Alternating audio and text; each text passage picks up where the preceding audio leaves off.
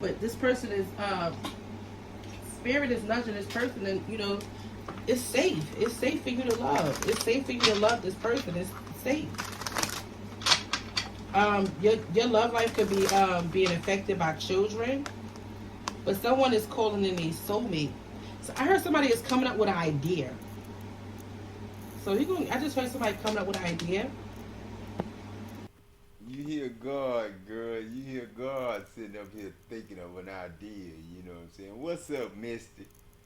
You know what I'm saying? Mystic, I've been listening to your voice and I've been listening to God is 333. And it sounds like you two are the same person. But then, I can tell the difference in the voice. You know what I'm saying? I can tell the difference in God is 333 with the slow mama dear talk. And I can hear you with the fast, you know what I'm saying, Annie talk. You know what I'm saying? But man, I'm gonna tell y'all something, you know what I'm saying? And Glen Pope Ford, man, you got the truck I want, man. That white truck with that white front guard on the front, cattle guard on the front or whatever that guard is, you know what I'm saying? Oh man, I'm a welder now, and I love good welded up stuff like that on my truck, you know what I'm saying? So man, that bumper, that cage, on the front, that go right along with that white truck, man, and that 450. That's all I need. I really don't need a 650, but I'm gonna get on there, Alpha and Omega 650. You know what I'm saying? Cause I want it to be an Alpha and Omega. And I'm gonna tell you, you know what I'm saying? I really ain't got, you know what I'm saying, no money down, you know what I'm saying? It's a $98,000 truck, and I say I got $2,500 that I get from Social Security. I really don't have no money, for no $98,000 truck, you know what I'm saying? So, I don't want it to be no price tag on it, you know what I'm saying? Because this God, you know what I'm saying? I know that's the mark of the beast. And I damn sure don't want you to give me no loan and become Ford Motor Credit again on me. That was the first repossession I had. It was a voluntary repossession. You know what I'm saying? Because I got my engine replaced on the Ford Pro, and then for some reason, all the oil was drained out because they either left the oil cap loose or somebody came out and lifted my car up and took the oil cap loose and let all my oil out of my car because it wouldn't run the next day after I got it fixed. So I didn't look up under the car to see if I seen that oil top. I just called Ford Motor Credit and told them to come pick up their car. And I told them the problem, and they told me it was gonna be a voluntary repossession, and I told them come pick it up. You know what I'm saying? They picked it up, voluntary repossession. So that was 7 years on my credit. You know what I'm saying? So I couldn't get nothing. Then I had to get a co-sign, and luckily Mickey Reynolds was my boss at the time. Him and Bill Kidman was my two bosses. So Mickey, he said, "What you need?" And I told him about the car, and he said, "Shit, what you doing? Lunchtime." Shit, I say nothing.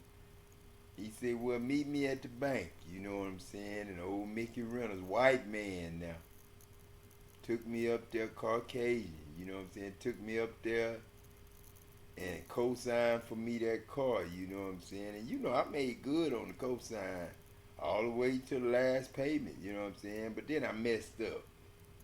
I refinanced it in my own name. It shouldn't have been anything to do with Mickey, because I refinanced it through the bank and got like $3,000 for it. You know what I'm saying? Collateral. I went collateral on something, And after that, you know what I'm saying, I messed up, and you know, they messed over me so much with Dow Chemical and the blackballing and the money and all that. The money stopped coming like it used to. And I got all caught up with JV and all them different companies, and the money wasn't coming right. So I wasn't able to keep my credit union account active because I was working 12 hours a day, 16 hours a day, 7 days a week. So, you know, I really didn't have time to even have a family. You know what I'm saying? So me and my family, you know, really, I ain't gonna say we didn't get along, because we got along when I was at home. But then I was never at home, you know what I'm saying, to get along with them, you know what I'm saying? So many birthdays I missed, you know what I'm saying, of my own and theirs. Many ball games I missed, you know what I'm saying, of theirs, you know what I'm saying? Many, you know, choir singing, and, you know, track meets I missed of niches and stuff like that. So, being a contractor was different from being an operator, a plant operator and safety man. You know, you got time. You know, you got vacation, you got sick leave, and you got a lot of it. You know what I'm saying? And it covers, you know, 24/7. You know what I'm saying? So you able to ask somebody, could they take your shift? You know what I'm saying? Or you take their shift and swap with them and all that kind of good stuff. Or take vacation and, you know, take off, or take sick leave, call in for sick leave. You know what I'm saying? I had all them options. That's why I was able to be a little league coach. You know what I'm saying? And do all that good stuff. You know, that I was known as a good daddy. You know what I'm saying? And I was known to a good daddy till I came back. I left 7 and 8 year old league right after the 7 and 8 year old Super Bowl. That's when my deal with Dr. Milton Williams went down, and that suicide went down. So it was counted as a suicide, but it was really an accident. You know what I'm saying? But it was an accident made real by God. Because God says, since it's going to be an accident, I'm going to make it go on happen. So give me some more pills. You know what I'm saying? That's the way it went down. You know what I'm saying? Somebody else probably said it didn't, but that's the way it went down. You know what I'm saying? And then, you know, when the police got there, I was fading out. Didn't even really pay attention to what was going to happen afterwards. None of that stuff, you know what I'm saying? I had went through a whole bunch of stuff already in the military, outside the military, you know what I'm saying? And I was just kind of fed up, you know, and Dow had blackballed me. You know what I'm saying? I didn't have that job no more. Time was running out. They had paid me their last check they was going to pay me. Wasn't no more going back and forth to East Texas for the summertime. During the summertime. You know what I'm saying? I just, my life wasn't the same no more, you know what I'm saying? And, you know, me and Dr. Williams, you know, took my life. You know what I'm saying? You know, him and me, you know, I ain't gonna just blame myself. You know what I'm saying? But then, you know, when I came back to life, God sent me to work, you know, for John, them, JV and General Petrochem, William, them, you know what I'm saying?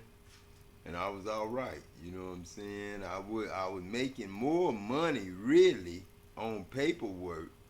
I was making more money as a contractor, being a welder, than I was being an operator in the plant.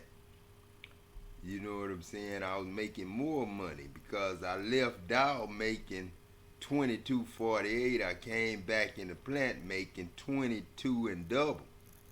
You know what I'm saying? After 8. So, you know, I did raise my pay up, But then, you know, even though my pay was raised up, you know what I'm saying, it didn't last long. You know what I'm saying? It didn't last long. Who is that? Who is that